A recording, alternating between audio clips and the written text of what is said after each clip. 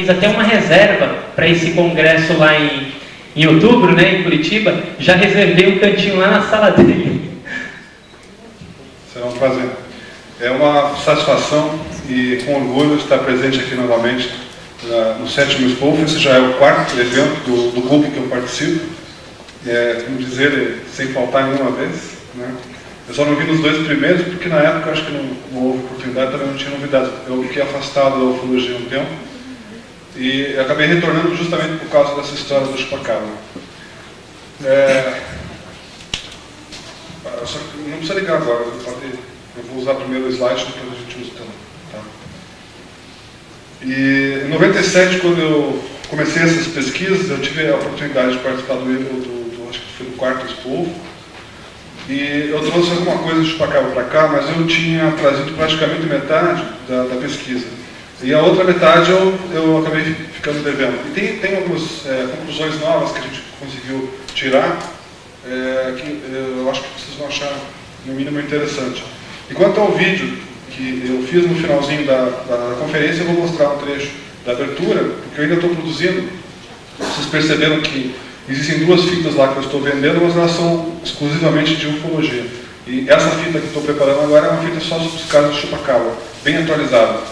E é uma fita de vídeo que vai ter em torno de 1 hora e 40 minutos, né, que eu estou produzindo ela de uma forma bem profissional, e por isso que está me dando muito trabalho. Já faz 3 semanas que eu estou produzindo. Para vocês terem uma ideia, a gente fica 5 a 6 horas para fazer 5 minutos. Tá? Só para vocês terem uma ideia da dificuldade. Isso tudo para trazer uma fitinha pronta, bonitinha, para vocês poderem ver em casa sossegados com uma poltrona. Então dá muito trabalho.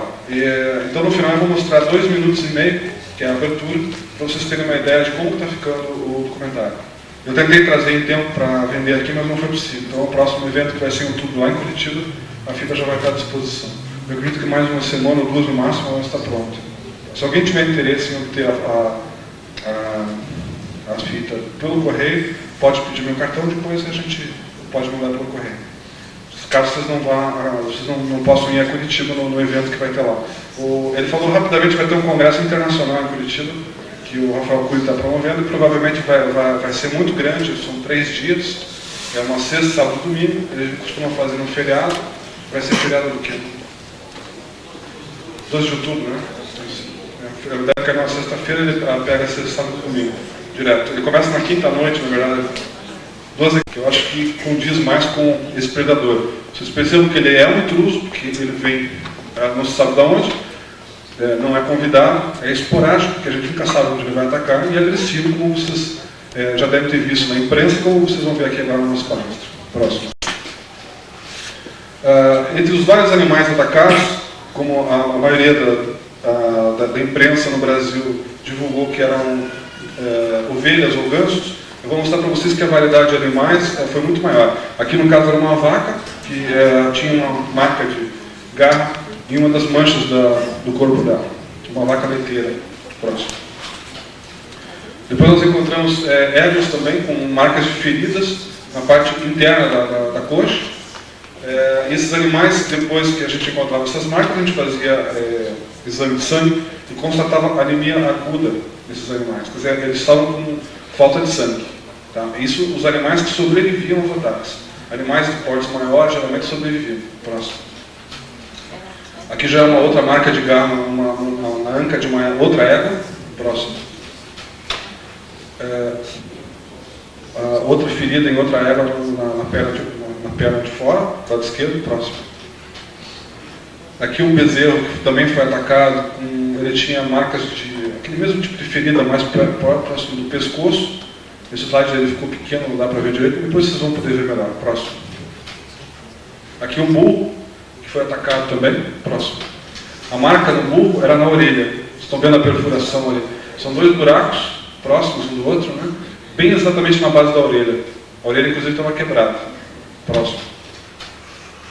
São 30 galinhas que morreram no bairro do Boqueirão, lá em Curitiba. Todas elas com um buraco de 10 centímetros no peito, como vocês vão ver um ganso daqui a pouco. Próximo. Uma ovelha que perdeu, que tem hematomas embaixo do braço, no cotovelo. Ali ela já está com remédio. Aquela parte roxa ali é porque passaram remédio nela. Para não vir... não, deixa eu voltar. Está avançando. Está avançando.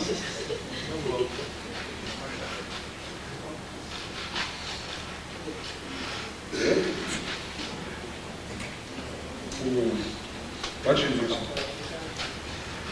Vocês percebem que ela está sem as orelhas, estão vendo lá? Certo? Pode passar, né? Aqui em São Paulo, no interior de São Paulo, os irmãos Mondini, que já vieram conferir isso aqui, eles encontraram essa cabra que também perdeu as orelhas. Agora, um detalhe interessante nesse caso é que as orelhas estão ali do lado e dá para perceber perfeitamente na base da orelha que ela foi cortada em corte reto. Se fosse um cachorro, como estava sendo acusado pela imprensa na época, ou pelos veterinários dos governos locais, um cachorro homossexuariano, eles teriam que morder a orelha e rasgar a orelha, porque são dentes caninos. Não é o caso, vocês podem perceber que ela foi cortada, como se fosse uma navalha, alguma coisa muito afiada. Próximo. Aqui eu tenho uma outra orelha que eu encontrei em umas ovelhas lá do Paraná. Vocês podem ver que a base está cortada. Próximo. Aí são gansos na cidade de Apucarana, no interior do estado do Paraná, uma das cidades que eu visitei para ver esses animais. Aquele ganso do lado esquerdo, aliás, do meu lado direito, quem está segurando a mão esquerda, foi o ganso que nós trouxemos a Curitiba para fazer uma necrópsia. Foi a nossa primeira necrópsia. Vocês percebem que tem um orifício de 10 centímetros no peito e não existe presença de sangue ao redor das penas. Se fosse um animal predador comum, ele deveria deixar, quando ele morde, ele esparrama o sangue em volta do ferimento, o que não ocorria nesses casos. Isso que diferenciava o ataque do chupacabra, do intruso estágico agressivo, de um animal, de um felino ou de um canino normal. Próximo. Aqui um close já do animal, da ferida. E é interessante que eles não tiravam órgãos de dentro dos animais. Na necrópsia que a gente fazia não voltava nenhum órgão, apenas aquela tampa de carne que vocês estão vendo ali. Uma vez ou outra a gente encontrava a parte que faltava de carne pendurada do lado. Próximo. Uma das testemunhas que eu encontrei que presenciaram coisas fantásticas que ocorreram na região me descreveu uma caçada, que depois eu vim a confirmar. Na verdade foram várias caçadas, eu trouxe apenas duas para vocês verem.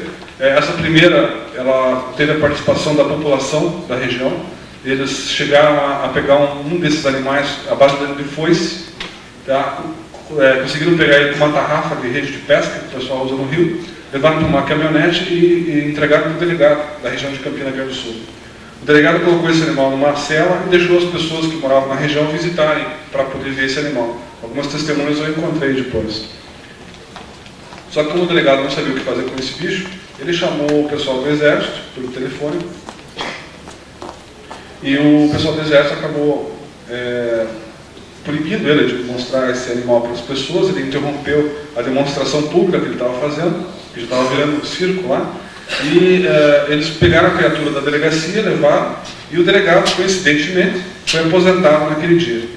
Bom, quando eu fui conversar com ele, ele negou. Não, esqueci o... Isso, oficial de justiça. Obrigado. Porque ele era delegado indicado, ele não era delegado do curso de Direito. Próximo. Uma outra caçada que ocorreu na região de Campina Grande do Sul, eu fiquei sabendo através de um militar que participou da caçada. Isso é mais interessante. Não foi uma pessoa que soube ou que viu o animal, foi uma pessoa que participou da caçada e depois acabou me encontrando e resolveu contar a história. Isso eu vim a confirmar mais tarde por um outro oficial do Exército, há pouco tempo, que realmente ocorreu essa caçada e que todos os participantes da caçada foram transferidos para outros estados, como fizeram no caso Varginha, quando ocorreu aquela captura dos ETs de Varginha. Aqui vocês percebem, eles usaram 2 helicópteros e alguns caminhões do Exército. Tudo isso que eu estou falando para vocês aqui, inclusive os caminhões do Exército e os helicópteros, eu filmei na região na época e está no meu documentário. Tá? Tem até as placas dos caminhões lá, se vocês quiserem verificar. Eu já descobri de onde são os caminhões, de qual quartel que é, e a gente só não conseguiu o nome de oficiais que participaram da caçada. Mas eles teriam utilizado uma jaula dessas grandes, tipo de cadeia, de 2 a 3 polegadas, colocaram em cima de uma árvore, amarraram e colocaram armadilhas de pegar urso na parte de baixo. E uma ovelha sangrando como isca. O animal se aproximou, caiu na primeira armadilha, próximo. Conseguiu se safar daquela armadilha com facilidade. Aí eles abaixaram a jaula e pegaram ele na jaula. Quando ele viu que estava numa jaula, ele começou a balançar para querer fugir. Quando eles perceberam que ele queria fugir, eles deram 3 dardos soníferos nele, suficiente para derrubar uma sussuarana ou um cão selvagem, como estavam acusando. Só que o bicho não caiu, ele continuou balançando a grade, ficaram com medo e mandaram um atirador de elite dar um tiro de escopeta para acabar com o animal. E aí ele acabou falecendo. Segundo o depoimento desse militar que participou da caçada, esse animal teria 3 garras, teria olhos vermelhos, seria exatamente como as testemunhas, as 60 testemunhas que nós encontramos a nível de Brasil.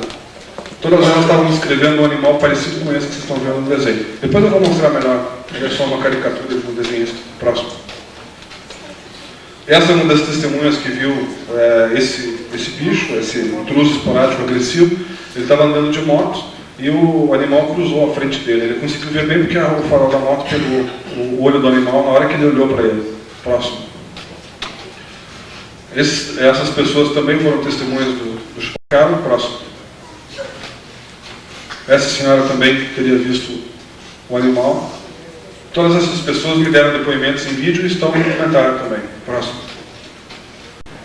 Esse seria um animal que eles descreviam. Olhos vermelhos, com uma espécie de uma saliência nas costas, um corpo escuro, peludo e 2 mãos. Ele normalmente era bípede. Andava, vez ou outra eles viam ele de 4, mas geralmente era bípede.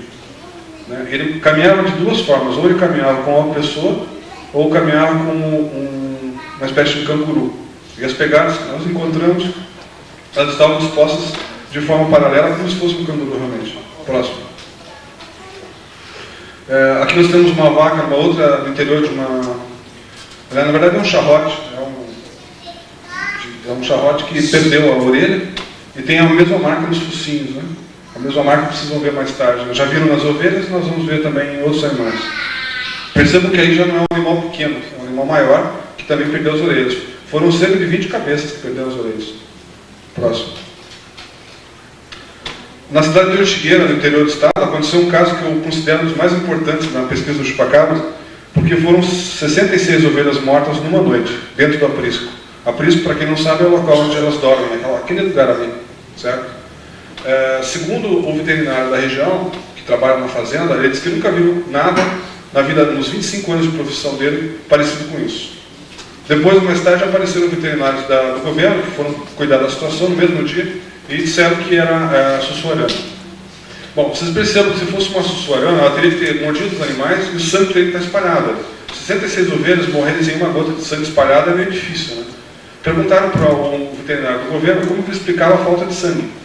E isso está no jornal. Ele disse o seguinte: bom, faltava sangue porque enquanto a sussuarana atacava uma das ovelhas, as outras ficavam andando ao redor e apagavam o sangue. Isso está no jornal, gente. Agora vocês percebem uma coisa esquisita. Tem 2 montes de ovelhas. Elas foram dispostas dessa forma. Ninguém mexeu. Isso aí é um processo de seleção. É uma coisa inteligente, tem que ter braços para fazer isso. Tem que ter força. E a gente não sabe o propósito. Por que nós estávamos separados em 2 montes dentro de cada aprisco? Aqui vocês estão vendo só uma parte, né? No documentário eu tenho imagens em vídeo, que a televisão local fez e me liberou as imagens para usar no documentário. Ali vocês veem todas as ovelhas espalhadas em vários apriscos que foram mortas, dessa forma, sempre dividido em dois grupos, dentro de cada aprisco. Eu não sei. Boa pergunta. Era mais ou menos aí que eu ia chegar. O Fernando Gross me perguntou se está misturado macho e fêmea. O problema é que os veterinários que fizeram a necrópsia no local, eles não verificaram isso. Pelo menos não foi divulgado. E outro problema que aconteceu aqui, eu não tive tempo de chegar nesse local, porque as ovelhas foram todas incineradas no mesmo dia, por ordem do veterinário da Faculdade Estadual de Londrina, que foi o veterinário oficial desse caso, que falava que era sussuarana. Próximo. Em Minas Gerais, aconteceu um caso similar com um número menor de animais, mas vocês percebam que está disposto em 2 grupos. Né? Nitidamente dá para ver que foi separado um grupinho pequeno de lá e um grupo pequeno daqui. Aí existem cabras e ovelhas, está misturado. Tá? Isso eu achei interessante. Eu mostrei aquele primeiro slide numa outra conferência que eu fiz aqui, e um ufólogo, o Ito, Alexandre Ito, do Geone, na época, ele comentou comigo que tinha essa foto, mandou por e-mail para mim, e eu consegui fazer um slide para mostrar para as pessoas que não foi só no Paraná que aconteceu isso. Isso aconteceu também em Minas. E em Minas também usaram a sussuarana. Próximo. Aqui é um detalhe, mas a qualidade está ruim, do ferimento no rosto do animal. É a mesma perfuração que vocês vão ver mais tarde, próximo. Aqui um cão, aqui em Adrianópolis. Essa foto eu consegui, e as imagens que eu tenho das marcas também, vocês percebam que na parte inferior do lábio, ele tem um corte pequeno ali, um cortezinho. Depois ele tem um lábio inchado, como se tivesse cortado ali também, um pouco, e um corte profundo na parte do rosto, perto do olho, que vai até embaixo, perto da base da boca. Já estava costurado, né? O veterinário já tinha costurado. Esse cão estava junto com uma cadela. Os dois juntos apareceram com machucados diferentes, né? Na mesma noite. O cão apresentava apenas esses cortes aí no rosto. A cadela apresentava um corte parecido com esse, numa das patas e umas marcas no pescoço próximo. No focinho dela, ela tinha a mesma marca que vocês acabaram de ver naquele charrote, lembra? Que eu mostrei para vocês, sem orelha. Percebam que a marca na testa é muito parecida. Próximo. E no pescoço ela tem aquela perfuração muito parecida com a perfuração que a gente encontrou nas costas de gansos e naquelas feridas das ervas que eu mostrei para vocês no começo. Do outro lado, no outro pescoço, também tinha uma ferida parecida. Próximo. Nós encontramos também uma gata, que aqui não deu para ver direito, mas ela tem uma ferida na parte superior ali. Também ela subiu uma noite. No dia seguinte ela apareceu com se machucado e a dona Gal não sabia dizer do que era. O veterinário que tratou dessa gata disse que era um tiro de espingarda de pressão. A mulher de chumbinho, exato. Próximo.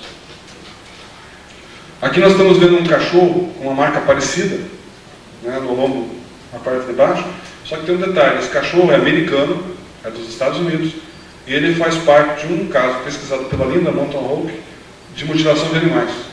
Não tem nada a ver com chupacabra, isso foi na década de 70. Vocês percebem que o ferimento é bastante parecido. Próximo. Mas para dar uma florida mais interessante, vamos colocar as feridas uma disposta do lado da outra. A número 1 é aquela cadela de Adrianópolis.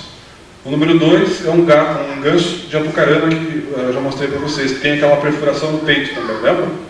Aquele mesmo ganso que tem aquele buraco no peito, nas costas tinha marca de garras. Uma dessas marcas era bem parecida com a da cadela, no pescoço. A número 3 é um cão na Bahia. Né? Com detalhe, o número 1 e o número 2 são de 97, o número 3 é de 98. E aconteceu na Bahia. O Alberto Romero que me mandou a fotografia. O número 4 é uma égua em Campina Grande do Sul, 97. O número 5, aquele cão americano da década de 70, no caso de mutilação de animais. E o número 6, um pouco melhor agora, aquela gata de Campina Grande do Sul que disseram que era um chumbinho. Vocês percebam que existe alguma coisa parecida. Uma outra coisa esquisita é que animal que faz uma perfuração apenas. É um animal banguela, será? Está solto por aí? Próximo. Também no livro da Linda, graças ao Fernando Grossman e ao Edson, eu encontrei essa descrição de um casal de casos de mutilação de animais da década de 70, o mesmo dono daquela cadela, daquele cão que vocês viram ali há pouco, que descreveram dois seres tipo Grace, mutilando uma vaca, um boi, e perto, um objeto pousado, com outro alienígena do lado esquerdo, cuidando dele, e do lado direito, lá no cantinho, um animal peludo, de olhos grandes, que estava como se estivesse cuidando da região, ali onde está o laser. Interessante. E tem ufólogo que não acredita em chupacabra. Próximo. Alguns ufólogos também andaram acusando o morcego vampiro de ser o responsável pelos ataques. Bom, vocês percebem que os dentes do morcego vampiro, eles estão quase que próximos, estão vendo ali? São dois dentinhos bem pequenos. Bom, primeiro, o morcego vampiro não chupa sangue, ele lambe sangue. Tá? Então ele não teria condições de chupar o sangue daqueles animais. Como que o morcego age? Ele morde com os dentes, a saliva dele tem anticoagulante, que permite que o sangue fique escorrendo, e ele lambe o sangue, que nem um gatinho. É assim que ele age. Próximo. Aqui vocês estão vendo uma foto dele lambendo o sangue. Tá? E tem documentários também que mostram ele. E vocês percebem que o sangue fica escorrendo, tá vendo ali? Depois ele vai embora, o sangue escorre mais um pouco. E quando você quer saber se a vítima é de morcego, é só você olhar se tem o sangue escorrendo na ferida. Né? Que é a característica comum do morcego. Que não tem nada a ver com o que a gente tem mostrado até agora. Outra coisa, se fosse morcego, naquele caso das ovelhas, vocês imaginem 66 ovelhas, cada uma tem 3 litros de sangue. Façam os cálculos. Quantos litros de sangue foram consumidos ali? E um morceguinho desse, ele consegue consumir no máximo 50% do peso dele, ele aumenta 60% do peso dele. Ele pesa 60 gramas, os maiorzinhos, tá? Os mais gordinhos. Então ele consumiria no máximo 40 gramas de sangue. E aí o animal teria que estar cheio de marcas. E a gente só encontrava uma perfuração no pescoço, ou uma perfuração no lombo, na perna. Vocês viram? Próximo. Dentro dessa pesquisa a gente tentou capturar o animal numa armadilha feita de grades de portão de ferro, né? Ou seja, não era uma grade, não era uma armadilha feita de gaiola, de arame, como é utilizada para pegar o arame que é um selvagem pelo governo. A gente usou uma coisa mais resistente. Dentro dessa gaiola, dentro dessa grade, a gente botou uma gaiola que está do lado esquerdo ali embaixo. A gente botou uma gaiola com 2 patas dentro. Tá? E o gatilho da armadilha ficava na entrada, vocês podem ver ali embaixo. Tá? Tem 2 telas ali que quando alguém pisava ali, ela fechava de cima para baixo. Travava dos lados. Próximo. E a gente usou também uma mini câmera infravermelha, que ficava pendurada numa árvore presa, fixa com um cabo de 60 metros, ligada a um vídeo que ficava gravando a noite toda. Né? Apesar de todo esse aparato que a gente conseguiu, na época eu não consegui capturar o animal. Próximo. Nem imagem. Um fato interessante que ocorreu também, alguns pesquisadores aqui de São Paulo conseguiram obter moldes de pegadas de animais que estavam aparecendo. Alguns biólogos, quando viram essa foto, falaram: isso aí é uma anta.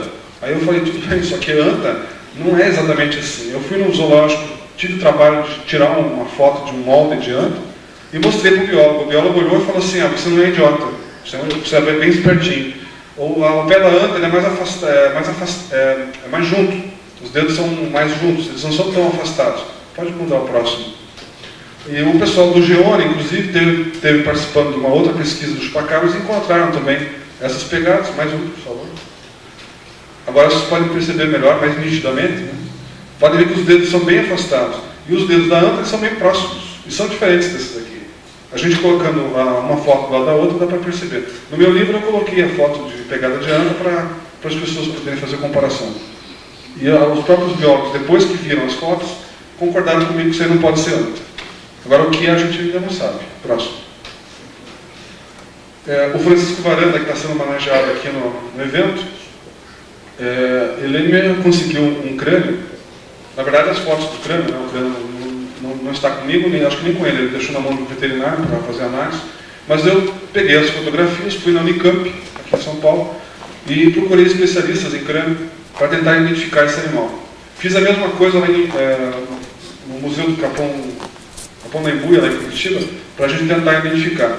E até o momento nenhum biólogo conseguiu me dar a certeza de que animal é esse. A única coisa que eles conseguiram chegar é que pode ser um mustelídeo, ou seja, ele seria carnívoro e herbívoro. Isso por causa das arranhuras do crânio e com certeza carnívoro por causa dos dentes carnívoros que ele tem. O Varanda conseguiu esse crânio numa região onde estava tendo ataques do chupacabra. Me parece que alguém andou dando tiros por lá. De repente pode ser um animal que estava atacando na região e foi uma vítima da circunstância. Próximo. Aqui de frente a gente pode perceber uma fissura no meio do crânio que possibilita identificar ele como um herbívoro. O problema no nariz dele é que ele está muito próximo da boca. Isso não estava batendo com nenhum dos animais que eles achavam, suspeitavam que era. E a gente realmente não conseguiu identificar, até o momento, exatamente que animal é esse. Próximo. Também conseguimos coletar pelos em alguns casos. Na verdade, foram mais de 10 amostras de pelos em regiões diferentes. Alguns pelos nós mandamos analisar no exterior. Só que vejam bem, o problema é o seguinte: mesmo que eu consiga analisar um pelo no laboratório, ou no Brasil ou fora dele, o máximo que a gente vai conseguir, e que foi conseguido pelos Mondini, por exemplo, é desconhecido. Tá? Uma das amostras que os Mondini fizeram por uma TV japonesa nos Estados Unidos deu desconhecido. Eles não têm condições de dizer é um chupacabra. Primeiro porque o chupacabra não existe oficialmente. Você não tem referencial para comparação. Essa que é a verdade. Aliás, é o mesmo dilema que um ufólogo vai encontrar o dia que ele tiver um alienígena em mãos. Porque ele vai fazer a biópsia, vai pegar um pedacinho, vai mandar analisar em laboratório, mesmo que ninguém saiba o que é, as pessoas vão dizer para ele é desconhecido. É o máximo que a gente vai conseguir chegar. Próximo. Aqui eu tenho uma comparação, que foi a única coisa que eu consegui fazer para mostrar pelo menos que sussuarana não é. Esses são amostras de pelos no microscópio eletrônico com 100 vezes de aumento. Tá? O número A é uma sussuarana e o número I, a última, é um gatinho. O restante são suspeitos de serem dos chupacados. Tá? Do B até o H. Isso está no meu livro também. Eu cheguei a fazer uma tabelinha para o pessoal... A gente está tentando colocar também um cachorro do mato para fazer a comparação. Próximo. Todos eles com o mesmo aumento. Né? Aqui é um mapa do estado do Paraná e um pouco de São Paulo, mostrando o número de cidades que foram atacadas apenas no ano de 1997. Eu continuei pesquisando depois, tá? A gente tem alguns casos mais esporádicos em 98, alguns em 99 e um há pouco tempo em 2000, lá em Curitiba. Mas nesse ano tiveram ataques no Chile, foram mais de 200 animais atacados, até o momento, né, isso no mês de faz uns 2 meses, mais ou menos. Na Argentina, nós continuamos tendo ataque, teve alguns ataques esporádicos no Rio Grande do Sul e Santa Catarina. Tá? No Paraná, até agora, não soube nenhuma novidade. Próximo. Esse seria o animal que as pessoas estavam descrevendo. Nós conseguimos montar um boneco que seria o que seria mais próximo do que as pessoas estavam vendo. Foram mais de 60 pessoas que viram esse animal.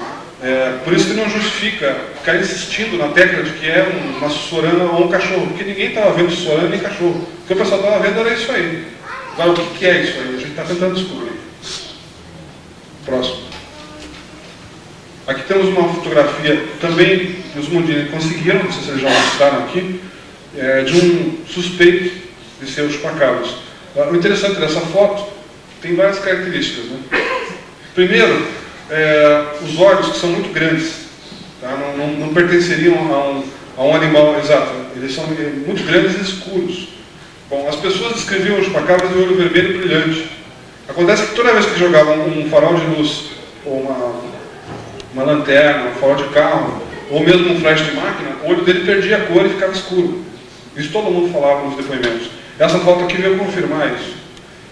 Outra coisa curiosa, se fosse uma montagem, como alguns estavam suspeitando, as pessoas iam fazer ele mais parecido com o doméstico, que era a forma mais divulgada na época. Isso que vocês estão vendo agora, eu não tinha divulgado ainda quando essa foto surgiu. Essas formas mais parecidas com o animal que está na foto, que lembra mais um símio.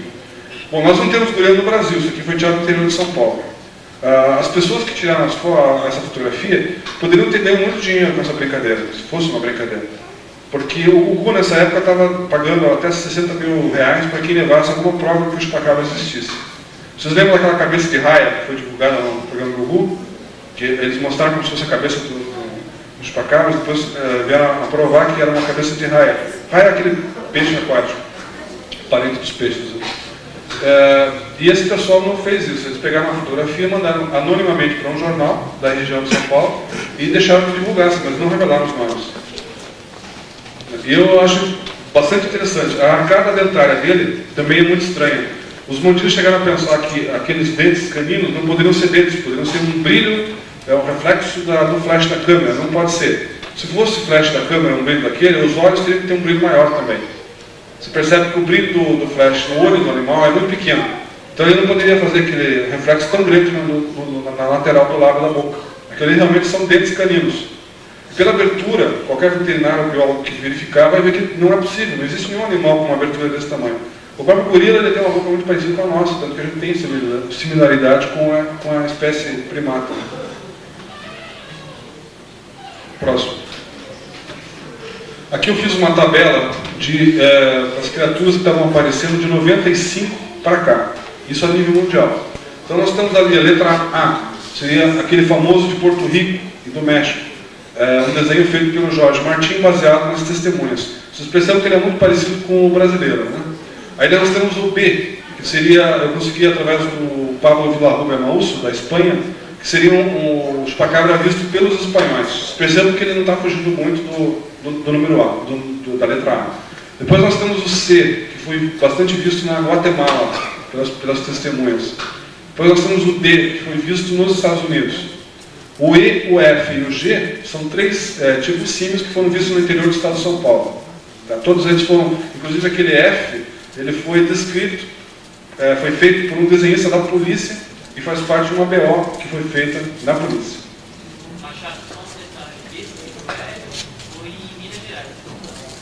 Em Minas Gerais, desculpe, foi o E e o G que são... Inclusive o G é conhecido como Tony Ramos, né? Exato. O Edson me lembrou agora aqui, eles gostaram, né? Tony Ramos. Tony Ramos é o G. Foi o nome dado pelo Fábio Avó. O Fábio tem bom gosto, né? Então, gente, o F, o Edson me lembrou agora, é interessante salientar, ele foi visto, na verdade, em Minas Gerais. E não foi só visto, ele atacou um cidadão que foi dar o depoimento na polícia e fez a BO. Aí o desenho dele que foi feito pela polícia. Tá? E ele está lembrando também que foi em 96, no mesmo ano do ET de Varginha. Né? Foi em 96, não foi em 97. Bom, os três últimos de baixo, o J, ele foi descrito por algumas pessoas do interior de São Paulo, pelo pessoal do grupo do Pimentel, como é que é o nome dele? Do Guauana, exato. E o H e o I, que são os dois últimos, lá embaixo, eles são encontrados em níveis de ufologia. Eles são denominados seres tipo gama. Agora vocês percebam que eles têm olhos brilhantes, às vezes avermelhados, cabeça branca ou grande, desproporcional ao corpo coberto de pelos e 3 garras. E geralmente quando apareceram violentos. Todos eles, os dois tipos foram vistos várias vezes em vários países do mundo na década de 70, saindo de dentro de objetos voadores não identificados. Próximo. Eu cheguei a fazer estatística em 97, apenas em 97, tá? Porque a gente teve número suficiente para fazer estatística. Vocês percebam ali que o animal atacava mais nos meses de inverno. No mês de julho ele chegou a 43%. E os animais atacados no Brasil, a maioria aqui no Brasil, o nome estaria errado. Se fosse o nome popular chupacabras, não colaria, teria que ser chupa-ovelhas, porque as maioria das vítimas eram ovelhas, são 41% apenas no ano de 97. 24,5% de cabras, 17% de gansos, 8,5% de galinhas, 2% de porcos, 0,6% de cães, 6% de gado e 0,4% de cavalos. Próximo. Uma outra coisa que eu esqueci de falar, a maioria das vítimas eram fêmeas. Isso a gente começou a descobrir depois que o Google aqui pesquisou um caso através do Wallace Alpina na praia de presencial. E tem exatamente 5 minutos. Aqui foi a primeira noite. O objeto estava se deslocando para a esquerda, mas a qualidade da fita não estava boa. A segunda noite, que vocês vão ver agora, eu mostro o trecho inteiro. Ele tem exatamente 5 minutos. O objeto apareceu na noite seguinte, no horário bem aproximado. 8h15 da noite, dia 11 de julho de 97. O objeto seria aquele que está mais no meio da tela. Na parte de baixo existem 2 luzes. Daqui a pouco vai aparecer uma seta mostrando para vocês a posição correta de cada coisa e dizendo o que é. Na verdade, isso aí eu fiz um material para o vídeo que eu estou preparando. E a gente eu vou mostrar direitinho. Inclusive a seta do OVNI está torta, não está correta, a gente está arrumando isso. Então ali está mostrando onde está o OVNI, onde é que estava uma lâmpada de residência, uma lâmpada comum, e uma lâmpada de um poste que na verdade tinha 1000 watts. Depois eu fui lá verificar. Bom, esse objeto ele começa com uma intensidade pequena, se locomover lentamente para a esquerda. Depois vocês vão ver que ele vai aumentar bastante a intensidade, vai ficar muito forte, vai ficar mais forte do que a luz de baixo, e vai ficar cintilando, muito bonito. Depois ele vai diminuir o brilho e vai aumentar a velocidade em direção esquerda, sempre em direção esquerda. Eu vou chegar acompanhando com a câmera. Essa filmagem eu fiz no tripé. Os ufólogos que gostam de analisar fotos e filmes gostaram muito dessa filmagem, porque eu coloquei pontos de referência, isso é muito importante que vocês saibam. Quando vocês verem objetos, não adianta ficar jogando a zoom no objeto e não mostrar pontos de referência. A gente precisa de pontos de referência para fazer enquadramento, tentar calcular a velocidade, distância e tamanho do objeto. Nesse caso, como ele chegou a iluminar a copa das árvores, a gente conseguiu calcular 500 metros de distância. Era um objeto pequeno, provavelmente uma sonda. Não fazer barulho. Vocês percebem que agora ele já está com uma intensidade maior. Ele não fazia som de espécie alguma. Para quem pode pensar, não, esse é um avião, passou o avião várias vezes ali, a gente cansou de ver avião. Isso aí não se tratava de um avião. E se fosse um avião, ele teria que ter essa luz apenas na parte da frente. Ele não teria como andar de lado com a luz forte que ele usa na frente e do lado. Né? Ele está indo se deslocando para o lado. Vocês podem perceber pelo ponto de referência, no caso, que são as luzes de baixo.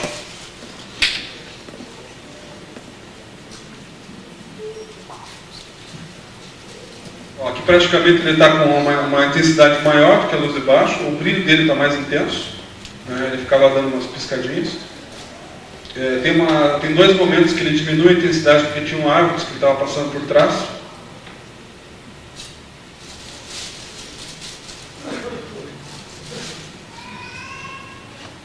A olho nu isso aí era muito bonito, viu, gente? Infelizmente na filmadora ele perde um pouco. Ó, aqui ele aumentou mais ainda a intensidade, chegou a ficar mais forte que a luz de baixo. E lembrando que a luz de baixo tinha 1000 watts de potência.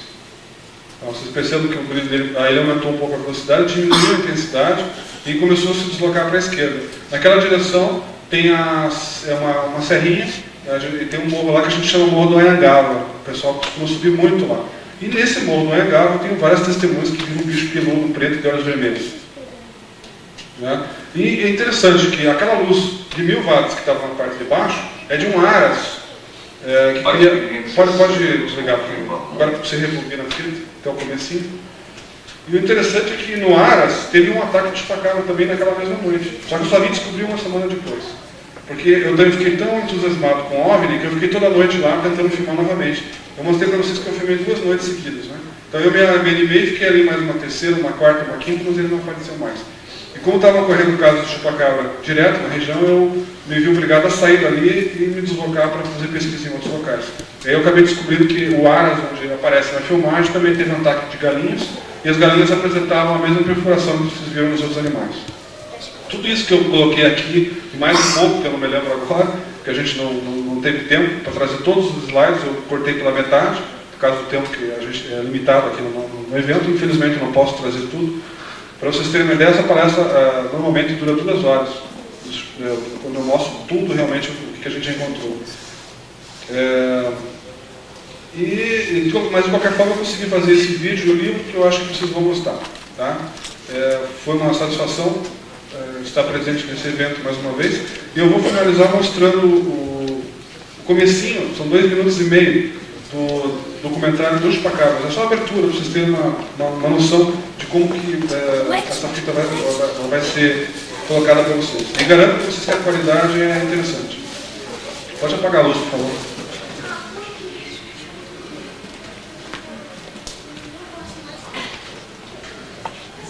Aí mesmo.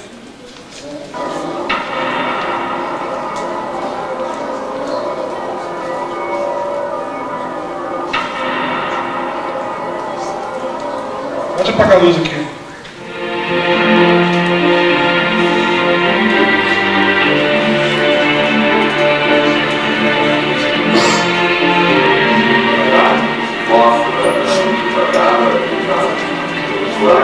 E fala que é uma banana, que é um cachorro.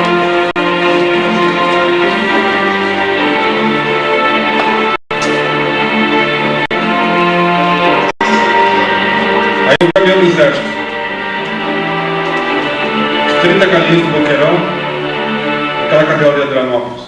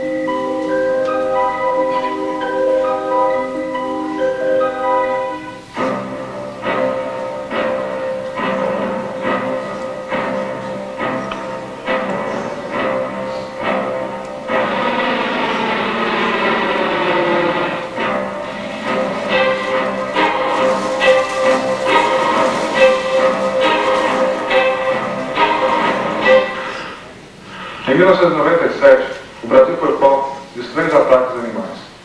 E o suspeito predador desses ataques foi rapidamente denominado de chupa-cabra. Ao mesmo tempo, casos similares vêm ocorrendo em países sul-americanos, estarrecendo populações, peritos e pesquisadores. O documentário que vocês verão a seguir é um resumo dos principais ataques que vitimaram animais de pequeno, médio e grande porte. Obrigado, valeu. Pode dar, então. Então é isso, gente. Muito obrigado.